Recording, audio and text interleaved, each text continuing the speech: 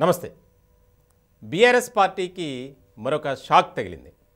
వాస్తవానికి టీఆర్ఎస్ను బీఆర్ఎస్గా మార్చి జాతీయ స్థాయిలో రాజకీయాలు చేసి చక్రం తిప్పాలని భావించారు ఆ పార్టీ అధినేత కేసీఆర్.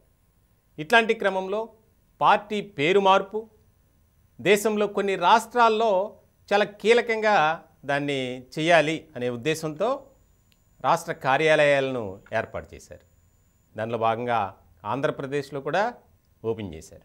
ఇట్లాంటి సందర్భంలో ఒడిస్సాలో అయితే చాలా ఒక బృహత్తర కార్యక్రమం కింద దాన్ని అక్కడ చేసినటువంటి పరిస్థితి. ముఖ్యంగా ఎప్పుడూ కూడా జాతీయ స్థాయిలో కనీసం బీఆర్ఎస్ పార్టీ పేరు వినిపించలే. ఇట్లాంటి క్రమంలో ఒడిస్సాకి సంబంధించి ఆ రాష్ట్రంలో కీలకంగా బాధ్యతలు తీసుకున్నటువంటి ఆ పార్టీ చీఫ్ పార్టీకి రాజీనామా చేస్తున్నాం, ఇంకా మేము బీఆర్ఎస్లో ఉండే ప్రసక్తే లేదు అని చెప్పి ఒక కీలకమైనటువంటి ప్రకటన చేశారు. ఆ రాష్ట్రానికి అంటే ఒడిశాకు పార్టీ చీఫ్గా ఉన్నటువంటి గిరిధర్ గమాంగ్ ఆయన రాజీనామా లేఖను పార్టీ అధినేతకు పంపించారు. ఆయనతో పాటు ఆయన భార్య హేమా గమాంగ్, అలాగే కుమారుడు శిశిర్ గమాంగ్, ఈ ముగ్గురు కూడా మేము బీఆర్ఎస్లో ఉండలేం అని చెప్పి ఒక ప్రకటన చేసి త్వరలోనే కాంగ్రెస్ పార్టీలో చేరబోతున్నాం అనేది చెప్పారు.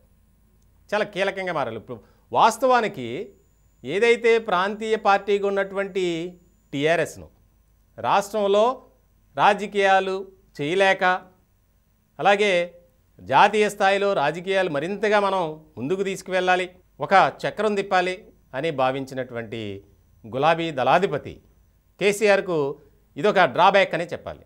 ప్రధానంగా ఎక్కడైతే టీఆర్ఎస్ పార్టీని స్థాపించి దాన్ని రూపురేఖలను మొత్తం బీఆర్ఎస్గా మార్చి దేశం వ్యాప్తంగా తీసుకువెళ్ళాలని భావించారు.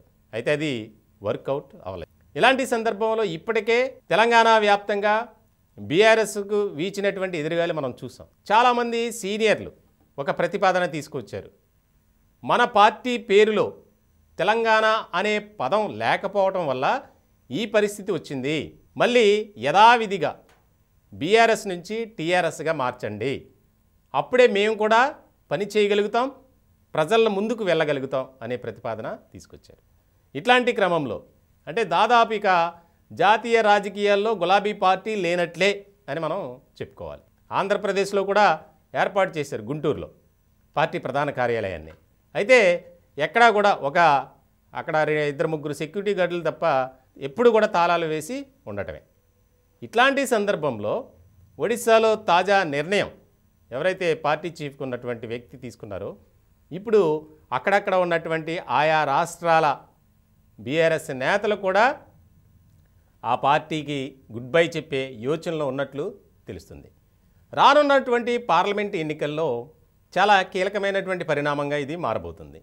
తాజాగా బీఆర్ఎస్ పార్టీ తెలంగాణలో తన ఉనికిని కోల్పోయే ప్రమాదం ఉంది.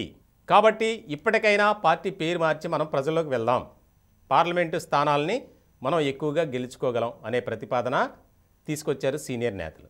ఇలాంటి సందర్భంలో పార్టీ పేరు మారుస్తారా మార్చరా, అసలు ఏం చేయబోతున్నారు అనేది కీలకంగా మారినటువంటి అంశం.